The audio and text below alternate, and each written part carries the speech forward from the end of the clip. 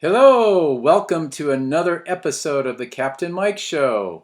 And we are going through the book of Daniel. We're going to do a series going through the book of Daniel, focusing on the prophetic things in Daniel. And basically, we're going to go chapter by chapter, but we're not going to do every chapter. We're just going to focus on the ones that talk about what we consider true eschatology or true Bible prophecy. And that would be chapter 2, chapter 7, chapter 8. Chapter 9, chapter 10, 11, and 12. And we'll see how we get today in our 15 or 17 minutes we have. But we're going to just kind of go, and we're going to, as this show tries to always do, is bring ancient Bible prophecy into current timetable, current events. And I think even in today's initial teaching of especially chapter 2, you're going to find some really interesting things because we get to see the great image that Nebuchadnezzar has a dream about. And then we get to see Daniel's interpretation of it, and we find out that this thing is an amazing statue or image of a man, is what most theologians think. And it's going to be a pretty exciting journey. So let's just get right into it here. And we're going to start in chapter 1, just kind of reading a little bit of history going into chapter 2, so you know a little bit more about Daniel and his companions that came in from the Babylonian captivity. And just for a time reference, since all this took place or happened in the area around 550 to 600 BC, thereabouts, and on another show we'll get a little more specific, as these are going to be high-level, just overviews of Bible prophecy that will come back in at a later date and just really kind of dig in and get more detailed in. So this is going to be more for the layman and for the person that doesn't know a lot about Bible prophecy. Even you folks that aren't necessarily believers, as what we can traditionally call a Christian believer, please stay with us. I think you'll find this history fascinating and some of the content pretty eye-opening. So let's begin in Daniel chapter 1. Okay, I'm going to read a little bit here. In the 3rd year of the reign of Jehoiakim, king of Judah, came Nebuchadnezzar, king of Babylon, unto Jerusalem, and besieged it. And the Lord gave Jehoiakim, king of Judah, into his hand, with part of the vessels of the house of God, which he carried in the land of Shinar, to the house of his God. And he brought the vessels into the treasure house of his God. And the king spake unto Ashpenaz, the master of the eunuchs, that he should bring certain of the children of Israel, and of the king's seed, and of the princes, children of whom was no blemish, but well favored and skillful in all wisdom, and cunning and knowledge, and understanding science, and such as had ability in them to stand in the king's palace, and whom they might teach the learning and the tongue of the Chaldeans.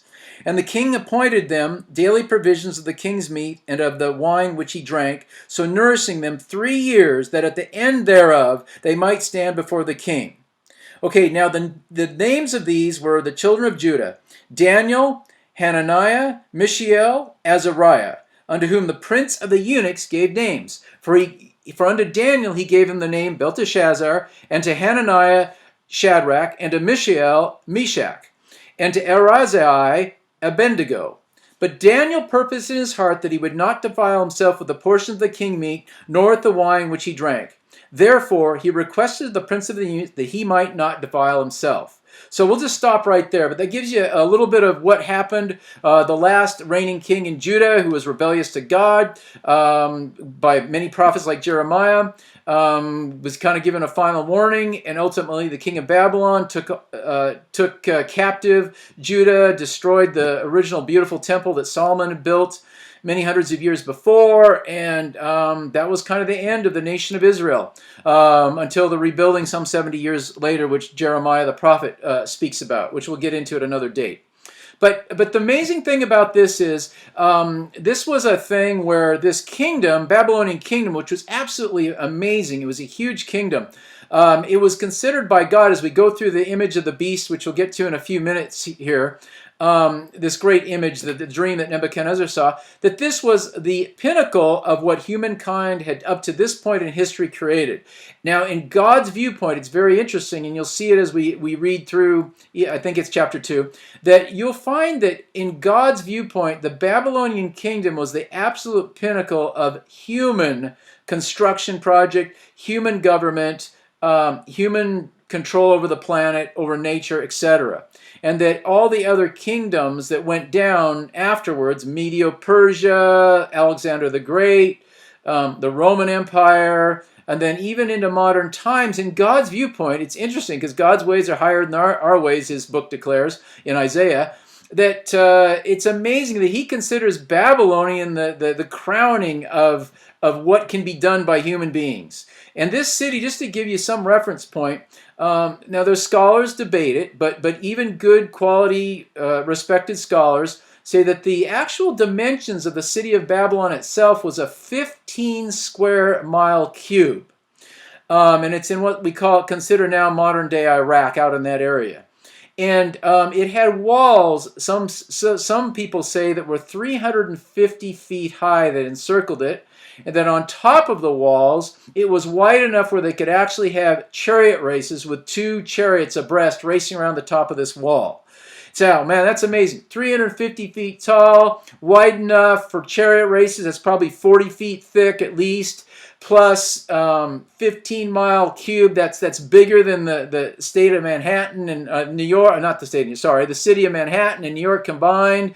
It just was massive and an amazing building project filled with the state-of-the-art architecture on the inside. And as some of you may know, one of the 7 wonders of the ancient world was the Babylonian gardens that were in there.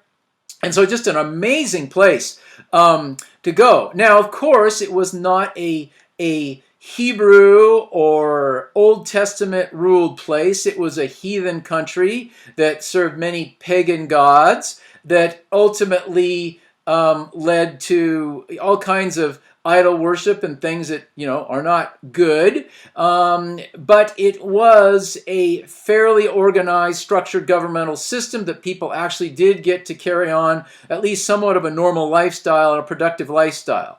Now, if you didn't toe the line, you stepped out of line, the punishment obviously was pretty severe, obviously all the way up to death at the drop of somebody's hat, literally. So that's kind of the background that these young men were pulled into.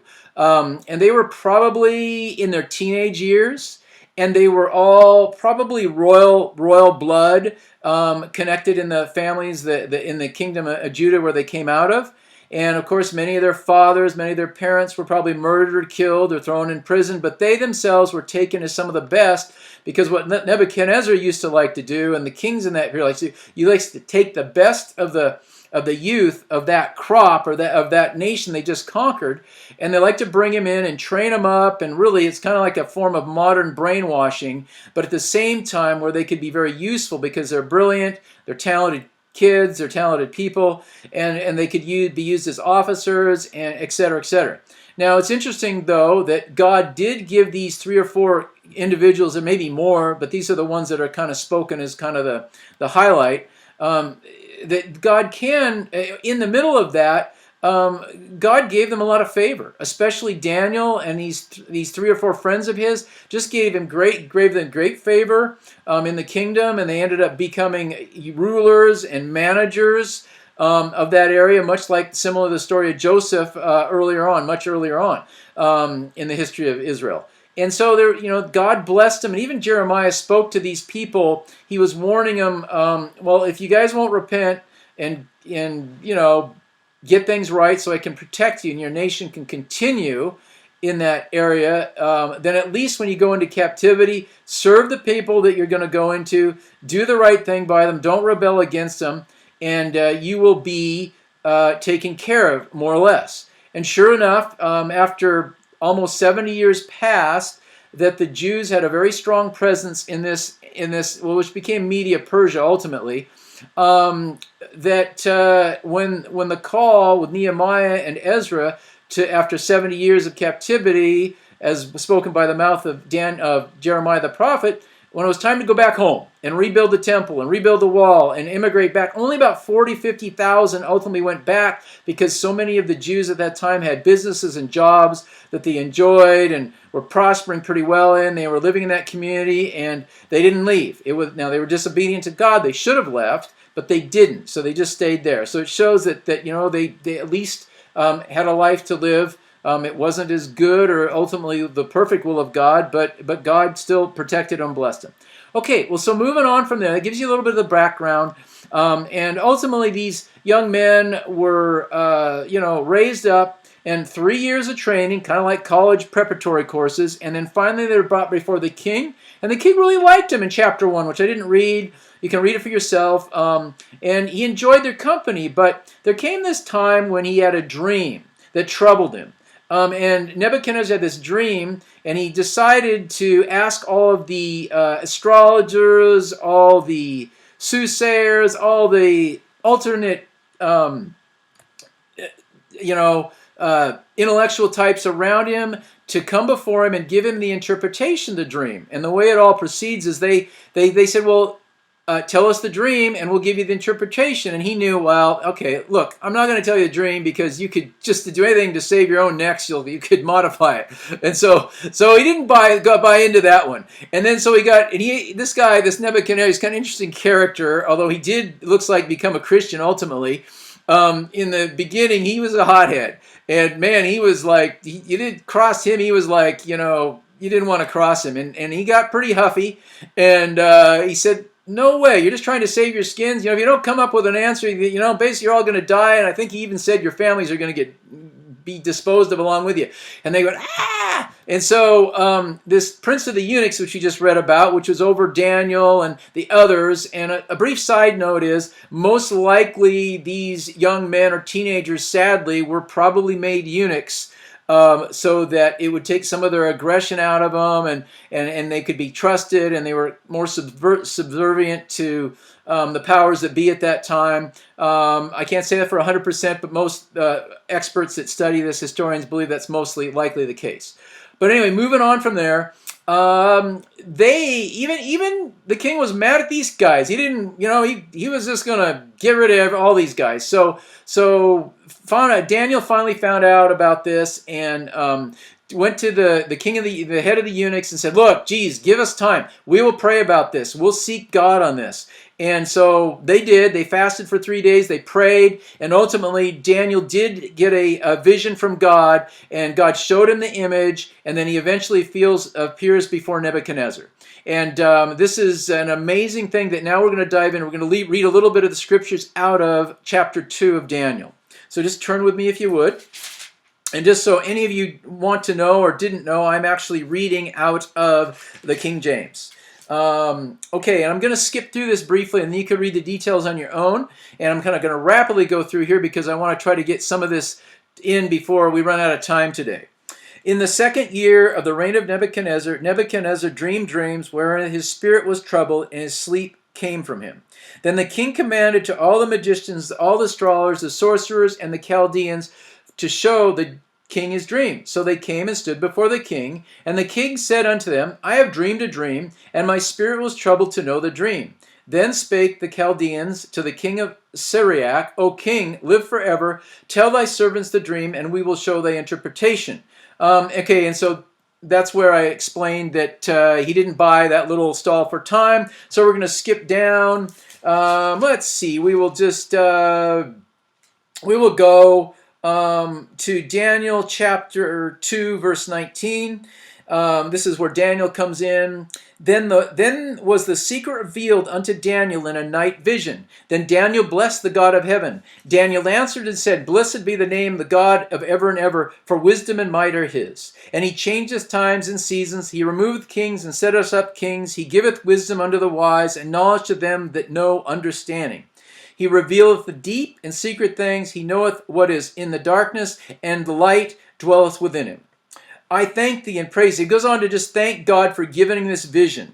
Therefore, Daniel went in verse 24, unto Arioch, whom the king had ordained to destroy the wise man of Babylon. This is the head soldier that was going to carry out these orders. And he went and said to him, Destroy not the wise men. This is Daniel speaking. Bring me in before the king, and I will show the king the interpretation.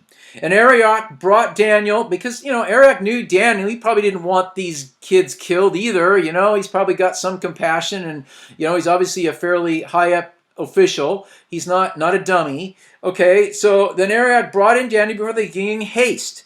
and said that, because obviously it was getting time for people's heads to come off. Okay, I have found a man of the captives of Judah that will make known unto thee the interpretation. The king answered and said, O Daniel, whose name was Belteshazzar, art thou able to make known unto me the dream which I have seen and the interpretation thereof? Daniel answered in the presence of the king and said, The secret which the king hath demanded cannot be told by the wise men, the astrologers, the magicians, the soothsayers.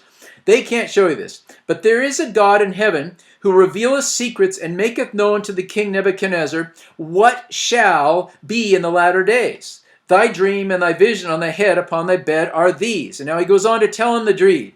And he kind of goes on to more giving honor to God, giving praise to God. But I want to just get right to the dream. Okay, so here it is in verse 31. Thou, O king, sawest and behold a great image. This great image, whose brightness was excellent, stood before thee, and the form thereof was terrible. This image's head was of fine gold, his breast and his arms of silver, his belly and his thighs of brass, his legs of iron, his feet part of iron and part of clay. Thou saw till that a stone was cut out without hands, which smote the image upon his feet that were of iron and clay, and brake them to pieces. Then was the iron, the clay, the brass, the silver, the gold broken to pieces together, and became like chaff of the summer threshing floors, and the wind carried them away, that no place was found of them. And the stone that smote the image became a great mountain, and filled the whole earth. This is the dream, and we will tell the interpretation thereof before the king. Thou art, O king, are a king of kings, for the God of heaven hath given thee a kingdom of power, strength, and glory. And whatsoever the children of men dwell, the beasts of the field, the fowls of the heaven, hath he given unto thy hand, and hath made thee ruler over them all. Thou art this head of gold. So he's speaking now, the image, the first image, the head of gold, is King Nebuchadnezzar.